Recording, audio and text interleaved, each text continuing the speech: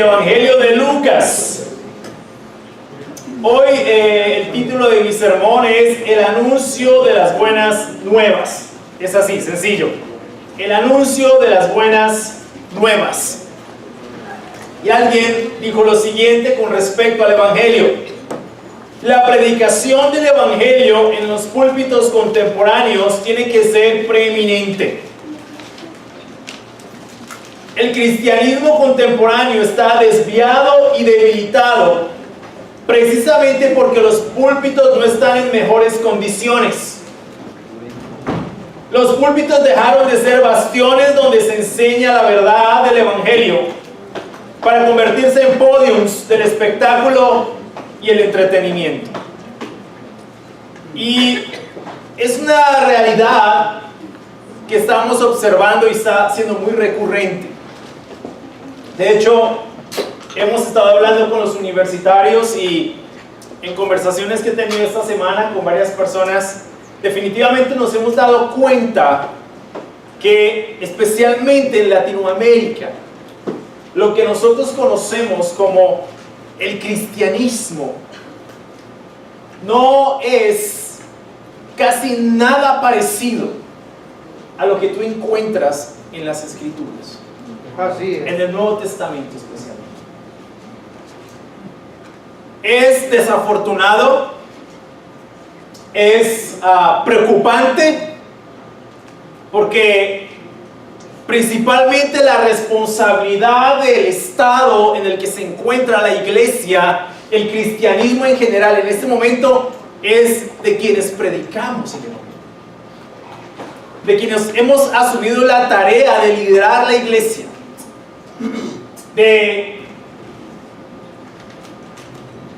de poner nuestros dones al servicio de la iglesia, particularmente de la predicación y la enseñanza. Yo soy del pensar que una gran parte de la responsabilidad recae sobre nosotros, que es quienes enseñamos, que es quienes predicamos el Evangelio. Pero otra gran parte de la responsabilidad recae sobre quienes escuchamos el Evangelio. Así es, bien. Otra gran parte. ¿Por qué? Porque de alguna forma también estamos siendo irresponsables en no ir a nuestras Biblias y examinar con profundidad a las Escrituras, tal cual como hicieron los judíos de Berea, para ver si lo que nos están enseñando es cierto o no. Esa es tu responsabilidad y esa es mi responsabilidad.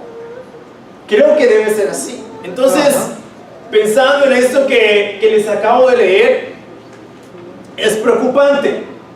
Una de las charlas en las que hablamos de eso, la persona que me hablaba, obviamente un hermano que ha estado examinando este tema con mucha profundidad, nos decía: esto está muy desviado. Y es preocupante. Y creo que es muy importante que nosotros regresemos a las Escrituras con muchísima seriedad, con muchísima profundidad, con muchísima responsabilidad, porque gran parte de lo que yo veo hoy en día tiene que ver más con nosotros que con las Escrituras. Y eso realmente es preocupante, porque cuando yo voy al Nuevo Testamento no observo ese tipo de cosas. Realmente la predicación del Evangelio en los púlpitos de la iglesia primitiva era lo más importante. Era lo más importante. Cristo era lo más importante. Así es. El Evangelio de Cristo era lo más importante. Era central en su enseñanza. Y hoy quiero que veamos un poco más acerca de eso. Vamos a Lucas 16.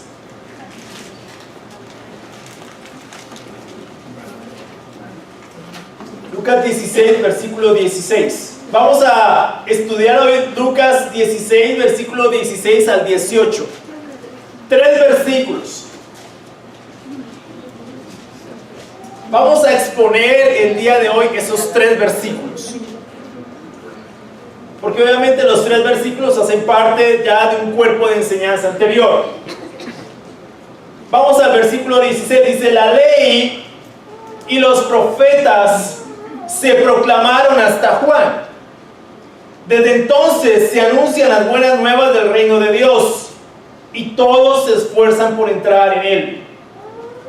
Es más fácil que desaparezcan el cielo y la tierra que caiga una sola tilde de la ley.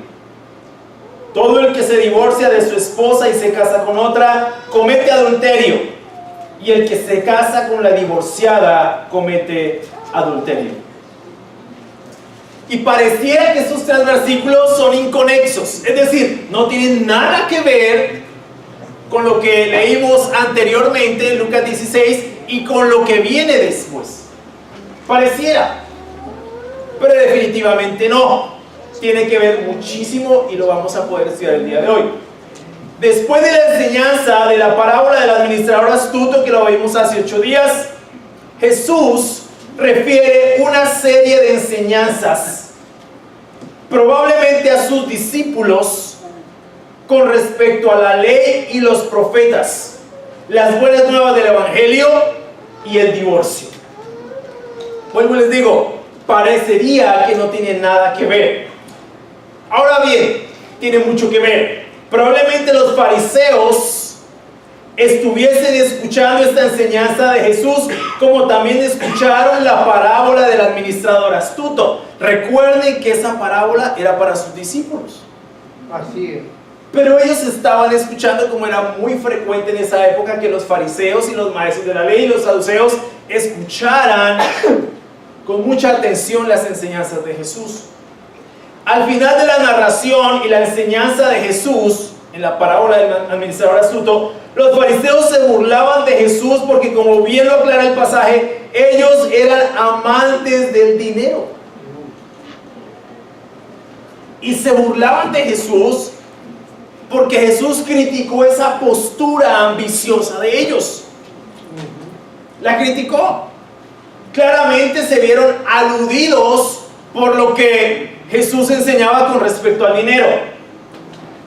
Y los fariseos llegaron al punto de anular la palabra de Dios, la ley y los profetas, por seguir sus propias tradiciones. Por ejemplo, vamos a Marcos 7, marquen ahí, y vamos a Marcos 7.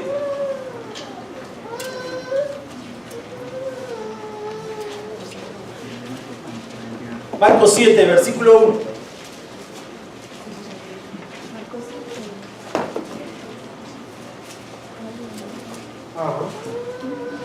Vamos a ver no solamente los 3 versículos que vamos a estudiar el día de hoy, sino muchas más escrituras, así que es importante que estén ágiles con sus Biblias. Versículo 1 dice: los fariseos y algunos de los maestros de la ley que habían llegado de Jerusalén se reunieron alrededor de Jesús. ¿Sí se dan cuenta que siempre en sus reuniones habían fariseos y maestros de la ley? Siempre. No había una reunión donde no estuvieran ellos. Solamente en la última cena no estuvieron allí, y es porque fue privada.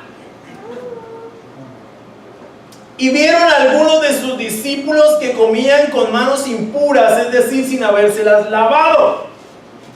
Ellos iban siempre a observar eso.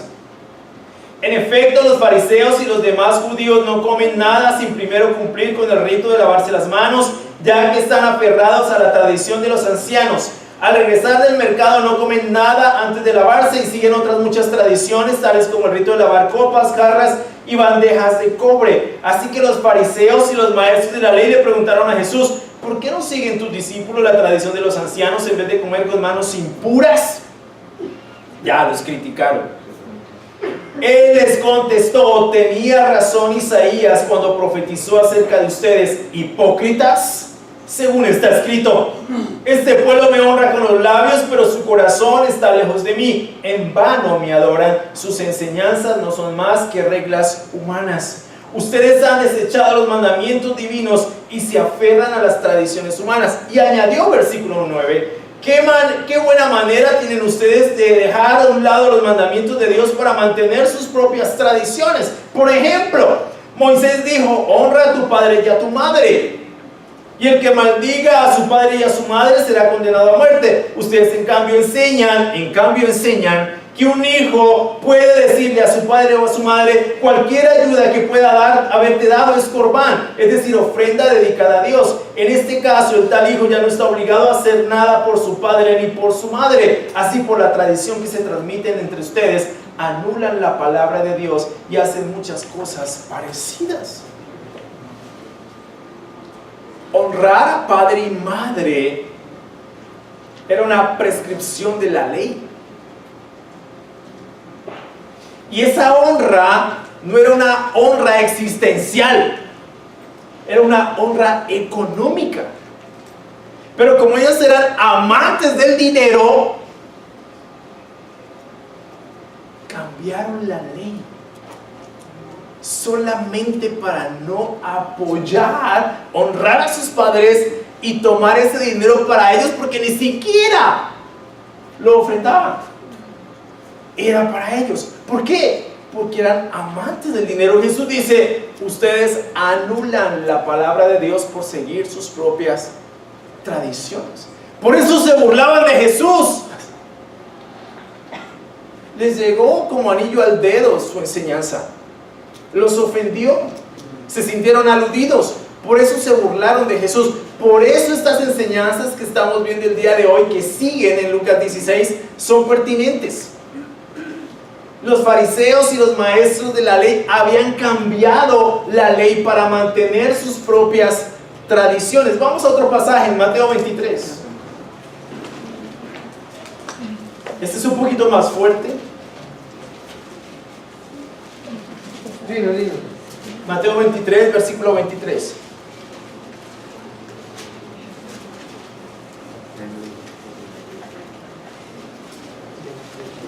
Jesús aquí hablándole a ellos directamente, dice: ay de ustedes, maestros de la ley y fariseos hipócritas, dan la 10ª parte de sus especias, la menta, el anís y el comino, pero han descuidado los asuntos más importantes de la ley, tales como la justicia, la misericordia y la fidelidad. Debían haber practicado esto sin descuidar aquello. Guías ciegos, cuelan el mosquito pero se tragan el camello.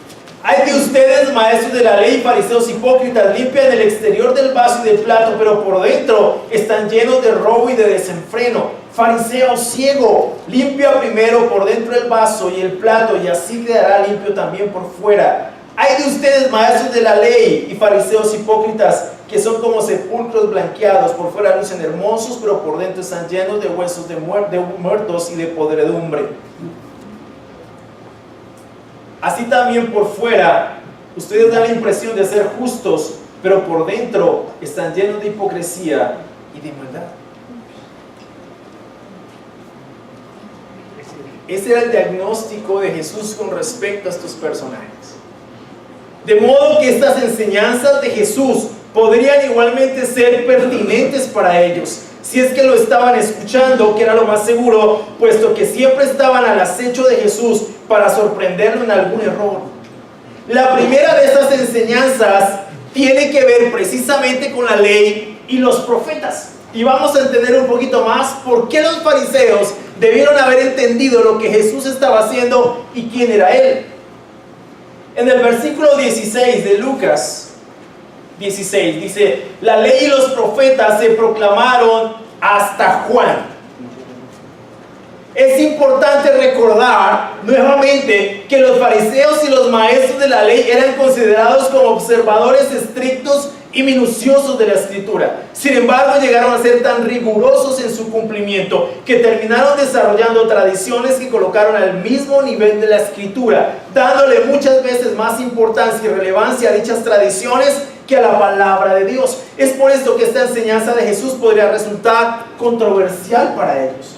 Jesús es claro en decir que la ley y los profetas, que es como se designaba en la escritura, lo que nosotros conocemos como el Antiguo Testamento, había sido proclamado hasta Juan. Es decir, a partir de Juan comenzaba una nueva dispensación, la proclamación de un nuevo pacto. En Mateo 11, vamos allí, Mateo 11.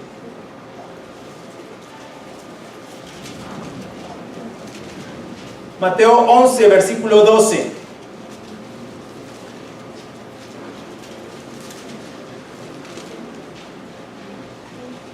Desde los días de Juan el Bautista hasta ahora, el reino de los cielos ha venido avanzando contra viento y marea, y los que se esfuerzan logran aferrarse a él.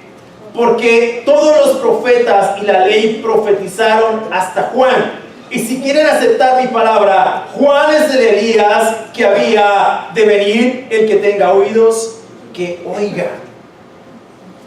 Mateo 11, 12, 14 se constituye como un pasaje paralelo a la enseñanza de Jesús en Lucas. Jesús comenta algo muy similar a lo que menciona en el Evangelio de Lucas. Sin embargo, hay unas líneas que amplían y complementan su enseñanza. Por ejemplo, Jesús dice claramente en el versículo 14, y si quieren aceptar mi palabra, Juan es el Elías que había de venir. Y esta referencia es una referencia a Malaquías 4:5, donde se predice la reaparición de Elías en el día del Señor. Para el marco de la teología judía, esto puede sonar controversial, pero a la vez revelador. De hecho, muchos fariseos y maestros de la ley se convirtieron al cristianismo pensando precisamente en este hecho. Reconocieron eso. Juan el Bautista es el Elías que había de venir. Aun cuando es cierto que Juan el Bautista no es la reencarnación de Elías, sí cumplió sus mismas funciones y responsabilidades. Vamos a Mateo 17. Mateo 17. Espero no haya perdido a nadie. No. Si ya perdí a alguien, pueden ver el video. Mateo 17, 10.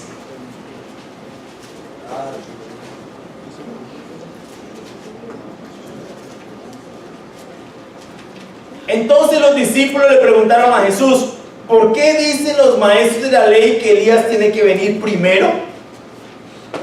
Sin duda, Elías viene y restaurará todas las cosas, respondió Jesús.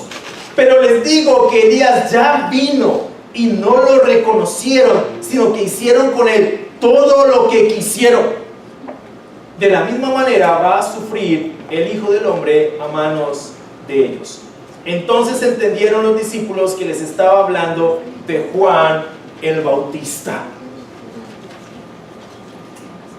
No lo reconocieron. No reconocieron que Juan el Bautista era el Elías que habría de venir. No la reencarnación de Elías, sino alguien que iba a cumplir el mismo ministerio de Elías antes de la aparición del Mesías. Lucas 1:17, vamos allí.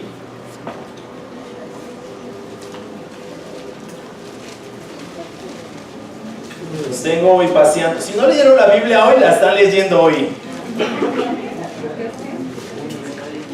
Lucas 1:17. Hablando de Juan el Bautista, dice: Él irá primero delante del Señor con el espíritu y el poder de Elías, para reconciliar a los padres con los hijos y guiar a los desobedientes a la sabiduría de los justos. De este modo preparará a un pueblo bien dispuesto para recibir al Señor. ¿De quién está hablando? Juan el Bautista, cumpliendo la función ¿de quién? De Elías.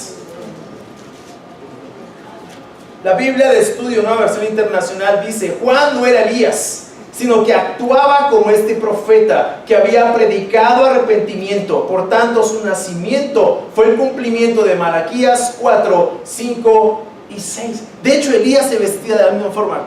Juan el Bautista se vestía de la misma forma que Elías. Cumplía exactamente el mismo ministerio. Ahora bien, si esto es así, lo que estos fariseos tenían enfrente era el cumplimiento de las profecías con respecto a la venida del Mesías. Esto tendría que ser significativo y relevante para ellos si es que en verdad se consideraban conocedores de la ley y los profetas. Esa dispensación, primera dispensación, había llegado a su término. Debían haber reconocido eso cuando vieron a Juan el Bautista. Debieron haber reconocido: este es Elías. Por lo tanto, el Mesías ya viene. Cuando si hubieran reconocido eso, hubieran tenido que reconocer a Jesús como el Mesías. Pero no lo hicieron de ninguna forma. ¿Por qué? Porque cambiaron la ley. Porque seguían sus propias tradiciones. Porque estaban enredados en sus propias ideas. No pudieron reconocer ni a Juan el Bautista, el Elías que había de venir, ni al Mesías. Hicieron con los dos lo que quisieron. Simplemente no lo reconocieron. Y confundieron al pueblo. Confundieron a las personas. Confundieron a una nación entera. Muchos se perdieron por causa de sus enseñanzas. Agotaron a una nación. Tanto que Jesús en Mateo 11:28 dijo: vengan a mí todos ustedes que están cansados y agobiados, y yo les daré descanso. Carguen con mi yugo, que es suave, y encontrarán descanso para su alma. Agotaron al pueblo con sus cargas, con sus disposiciones, con sus tradiciones. Enredaron tanto el panorama que no pudieron reconocer ni a Juan el Bautista como el Elías que había de venir, ni a Jesús como el Mesías. Jesús dice ahí que desde entonces, como dice él mismo, se anuncian las buenas nuevas del reino de Dios. ¿Quién era Juan el Bautista? Juan el Bautista era el precursor de Jesús. Toda su predicación consistía en prepararle el camino al Mesías. Juan anunciaba las buenas nuevas, el evangelio del reino. Ese evangelio estaba encarnado en la persona de Jesús. Hendrickson dice al respecto: antes de ese tiempo, Dios se había revelado en la ley y los profetas, es decir, en lo que ahora llamamos el Antiguo Testamento. Esa revelación era preparatoria. Con Juan el Bautista llegó la nueva dispensación, la del cumplimiento, como es claro por el hecho de que Juan señaló hacia Cristo, que estaba realmente presente. Por tanto, con Juan había llegado una nueva etapa en la historia del reino de Dios. Se estaba proclamando el evangelio del reino de Dios en los corazones y vidas por medio de mensajes y por señales confirmatorias. Eso era lo que estaba haciendo Juan el Bautista. Juan el Bautista estaba preparando el camino para el Señor. La predicación de Juan era Cristo. ¿Qué predicaba Juan? A Cristo. Su contenido, el contenido de su predicación no era otra cosa que Cristo. Vamos a Marcos 1. Claro.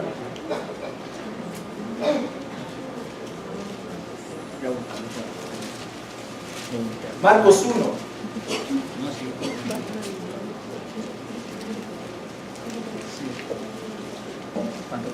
Del 1 al 4. Comienzo del Evangelio de Jesucristo, el Hijo de Dios. Sucedió como está escrito en el profeta Isaías: yo estoy por enviar a mi mensajero delante de ti, el cual preparará tu camino. Voz de uno que grita en el desierto: preparen el camino del Señor, háganle sendas derechas. Así se presentó Juan bautizando en el desierto y predicando el bautismo de arrepentimiento para el perdón de pecados. Ese era el contenido de la predicación de Juan el Bautista. Cuando Juan el Bautista vio a Jesús, le dijo a sus discípulos: miren, el Cordero de Dios que quita el pecado del mundo. Y muchos de los discípulos de Juan el Bautista comenzaron a seguir a Jesús. Entre ellos Juan, Pedro, comenzaron a seguir a Jesús. Porque él era el precursor. Por lo tanto, el mensaje de Juan el Bautista era Cristo. Es absolutamente importante que quienes predicamos el evangelio, las buenas nuevas del reino, prediquemos a Cristo.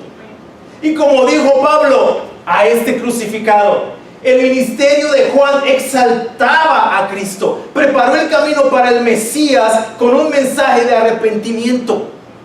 Ese era su mensaje. Nosotros esperamos su segunda venida, pero mucho me temo que no nos estamos preparando como debiéramos. Mucho del mensaje del día de hoy no tiene que ver casi nada con Cristo. Ya no se habla de arrepentimiento, de hacer sendas derechas, de prepararse para su segunda venida. El evangelio de hoy habla más de sensaciones, apela a las emociones y promociona insistentemente al hombre y sus anhelos. Es más antropológico que cristológico. Y la ética de este evangelio moderno ya no es la santidad, es la prosperidad, la opulencia y la estética. En esa dirección nos estamos moviendo el día de hoy. Prosperidad, opulencia y estética. Ya no se predica respecto a la santidad.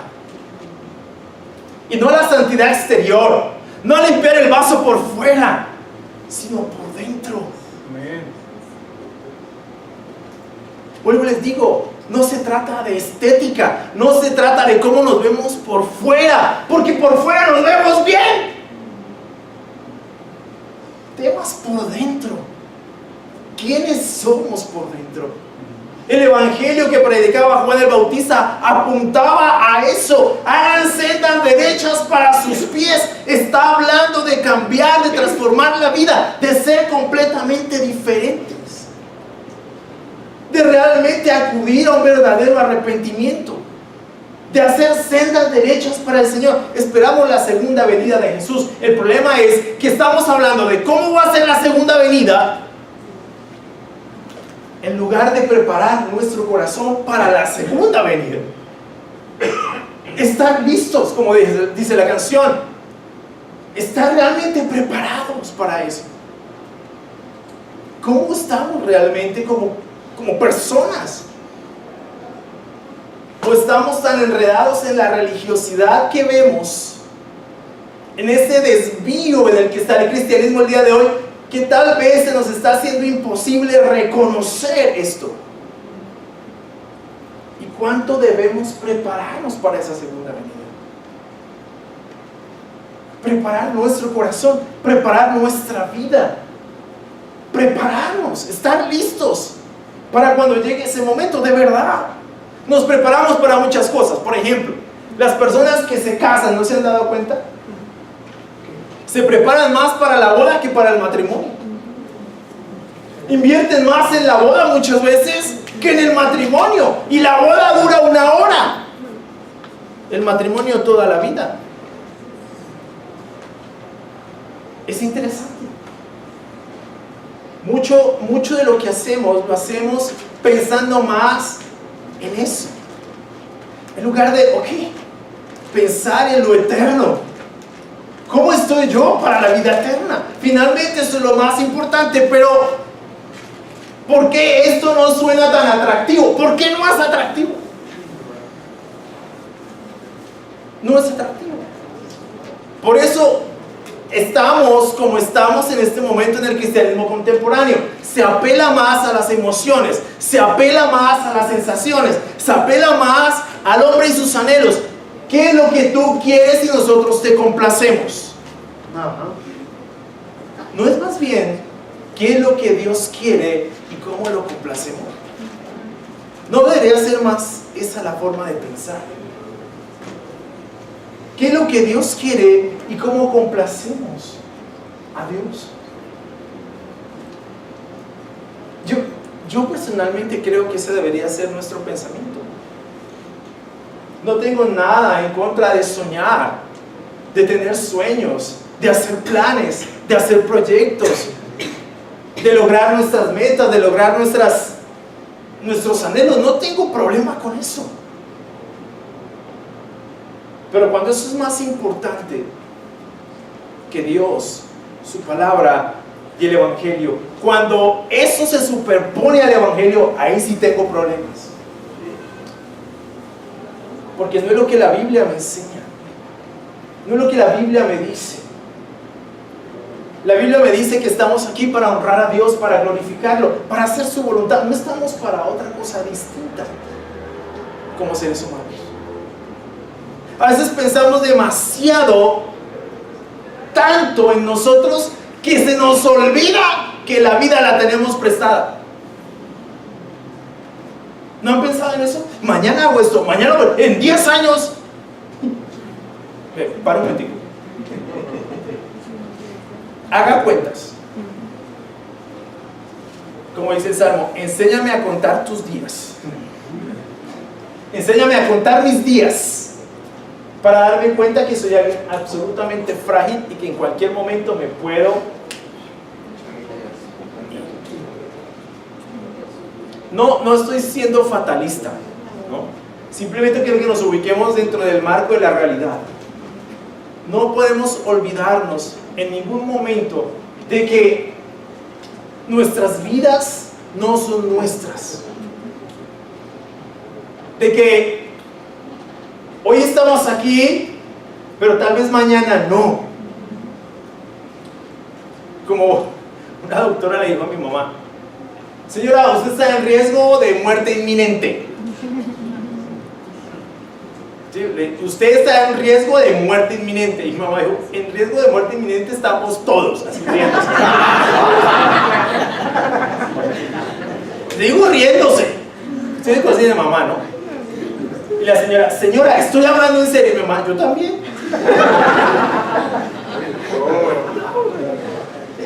Es que es verdad. O sea, muéstrame tu contrato. ¿A término qué tienes tu vida? ¿A término qué? ¿Indefinido? No. No la tenemos a término indefinido. Entonces, ¿qué pasa? Que cuando comenzamos a pensar más en nosotros, le comenzamos a hacer reclamos a Dios. Tú me tienes que dar lo que me pertenece. Así he escuchado hablar. Reclamo lo que me pertenece. No te pertenece nada. No nos pertenece nada. Lo único que nos pertenece es hacer la voluntad de Dios. Aquí estamos puestos como administradores. Y la parábola de la semana pasada tenía que ver con eso, con ser administradores fieles de lo que no es nuestro. ¿Sí? De lo que no es nuestro. Se nos dieron 86.400 segundos diarios, ya hice la cuenta, para administrarlos. No podemos ahorrarlos. Tenemos que administrarlos. ¿Cómo los estamos administrando? Esa es la gran pregunta.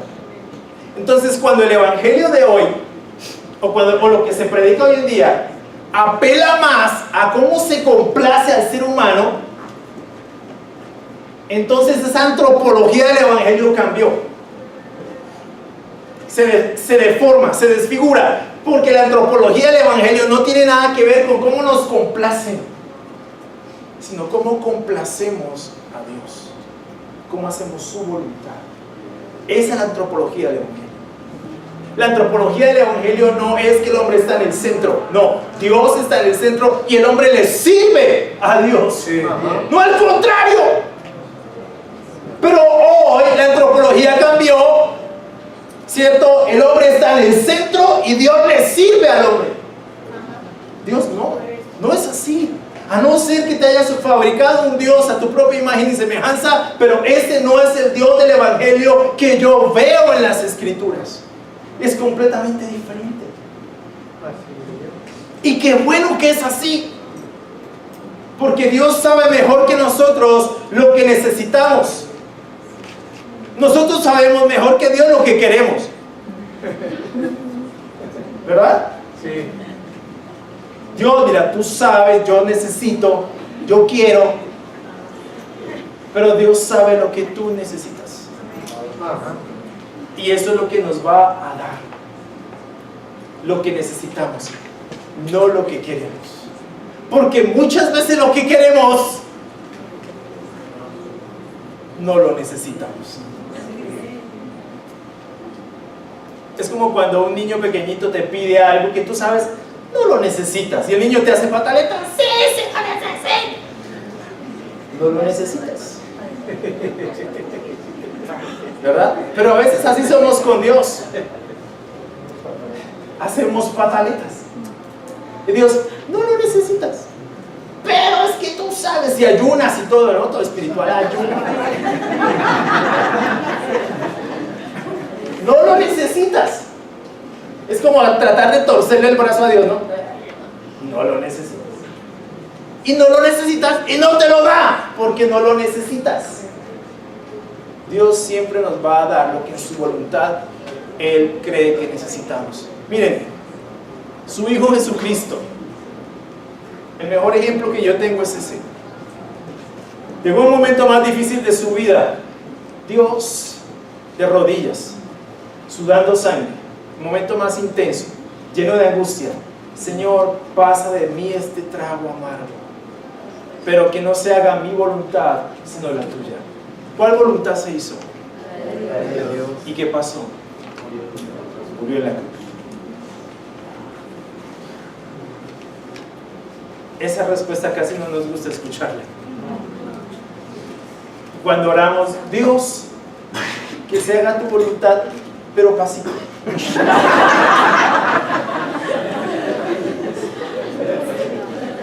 ¿Verdad?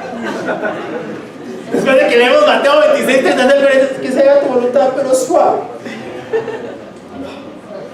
Claro, obvio, somos así. Pero si creemos que su voluntad es buena, santa, agradable y perfecta, siempre vamos a recibir lo mejor de parte de Él. Puso a su Hijo en la cruz por nosotros, como dice Romanos 8. Si no nos negó ni siquiera a su propio Hijo, ¿por qué habrá de negarnos las demás cosas? Pero el Evangelio, Cristo está en el centro, no puede ser nosotros. No somos nosotros los que estamos en el centro. No, es Dios, es Cristo, es su Evangelio. No podemos diluirlo, cambiarlo, transformarlo, alterarlo, no. Es su Evangelio. Y tenemos que conformarnos con su voluntad, no con la nuestra. Ya no hay un esfuerzo por entrar en el reino, porque la predicación de entrar por la puerta estrecha ya no es el tema esencial. ¿Qué es la prosperidad y todas esas cosas? La puerta ancha. Y cuando se predica el verdadero evangelio del reino, el de arrepentimiento y fe, entonces, como fue en esa época, el reino sufre violencia y es perseguido. Por consiguiente, la predicación del evangelio del reino exige una respuesta, y esa respuesta debe ser la misma que se hizo evidente por parte de los judíos en Hechos 2:38. Hermanos, ¿qué debemos hacer? Conmovidos ellos, la respuesta de Pedro fue: arrepiéntanse. Amén. Y bautícese cada uno de ustedes en el nombre de Jesucristo, porque ese es el evangelio. Ahora bien, si Cristo es el cumplimiento de la ley, como lo enseña Pablo en Romanos 10:4, entonces eso significa que ni una sola tilde de la ley va a caer, porque como el mismo Jesús lo señaló en Mateo 5:17 al 18, Él no ha venido a anular la ley o a derribar la ley, sino a darle su verdadero cumplimiento. Por consiguiente, si Cristo cumplió la ley, la respuesta obvia de los fariseos debía ser poner su fe en Cristo y caer de rodillas en su presencia, como lo hizo Pablo el apóstol, un fariseo de los más radicales que hubo en esa época, y de esa forma recibir la justicia de Cristo. Un fariseo chamaíta sí reconoció eso. Pablo.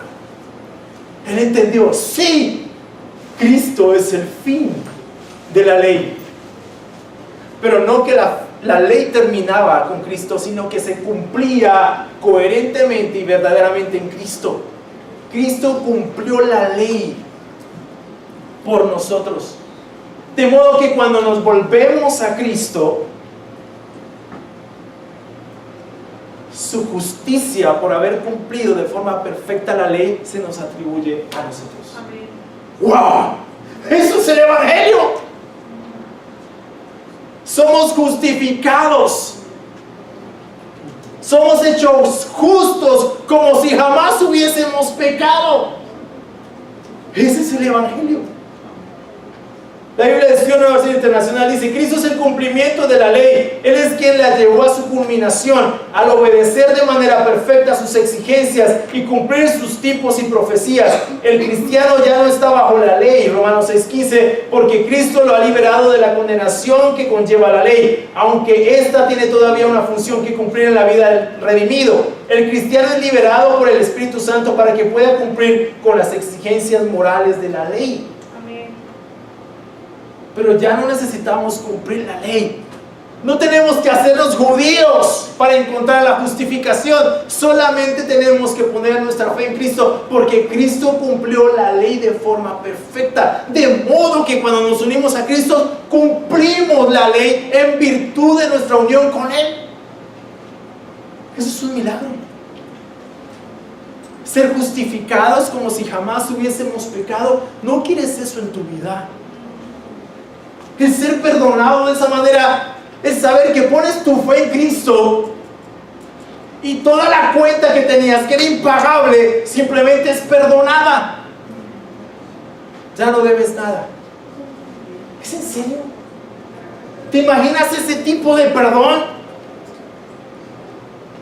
No tienes que pagar un karma, reencarnar y reencarnar y reencarnar y reencarnar hasta encontrar la iluminación y ser perdonado. ¡No! Simplemente, sencillamente, profundamente, coherentemente pones tu fe en Cristo y eres justificado. Justo como si jamás hubieses pecado.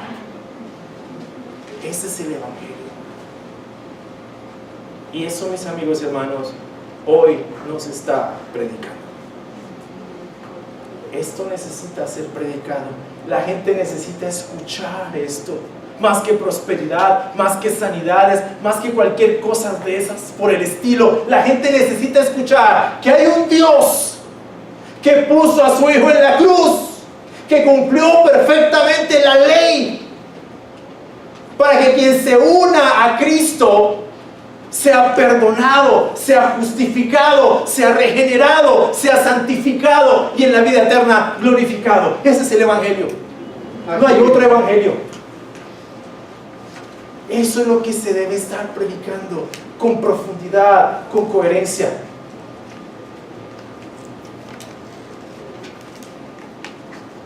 La segunda enseñanza tiene que ver con el divorcio, que fue otra de esas doctrinas diluidas por los fariseos y sus tradiciones. Vamos a ir nuevamente a Lucas 16, versículo 18. Todo el que se divorcia de su esposa y se casa con otra comete adulterio, y el que se casa con la divorciada comete adulterio. Antes de abordar este tema, es importante señalar que la Biblia jamás estimula o autoriza el divorcio por cualquier circunstancia. La prerrogativa de la palabra de Dios es que lo que Él ha unido no lo separe el hombre. En Hebreos 13:4 se exhorta a tener en alta estima el matrimonio y la fidelidad conyugal, porque Dios juzgará a los adúlteros y a todos los que cometen inmoralidades sexuales, de modo que el divorcio no es algo que se debiera considerar como alternativa primaria. De hecho, Jesús asegura que la ley sigue teniendo autoridad. Por ejemplo, el adulterio sigue siendo ilegal y pecaminoso.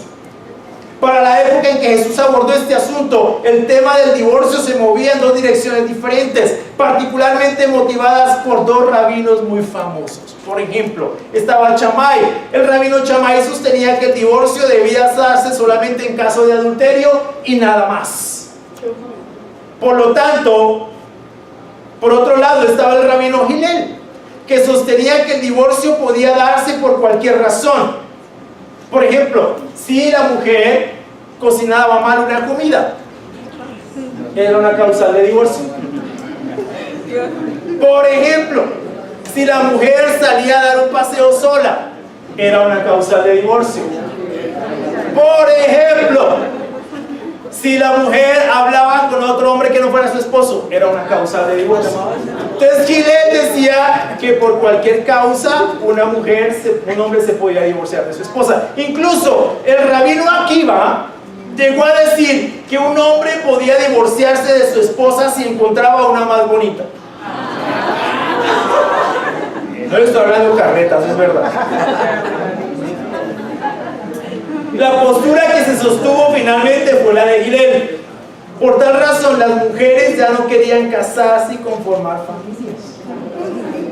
Evidentemente, Jesús apoyaba la posición de Shammai. Pero más que eso, él era la autoridad final en todo esto. Él fue quien dijo que lo que ha unido a Dios no lo separe el hombre. La única causal de divorcio por parte de Jesús fue la infidelidad conyugal en Mateo 19:9. Por otro lado está la causal de Pablo en 1 Corintios 7, 10 y 11. Pero son las únicas dos causales de divorcio. Pero de ninguna forma la Biblia estimula o autoriza por cualquier circunstancia el divorcio. No.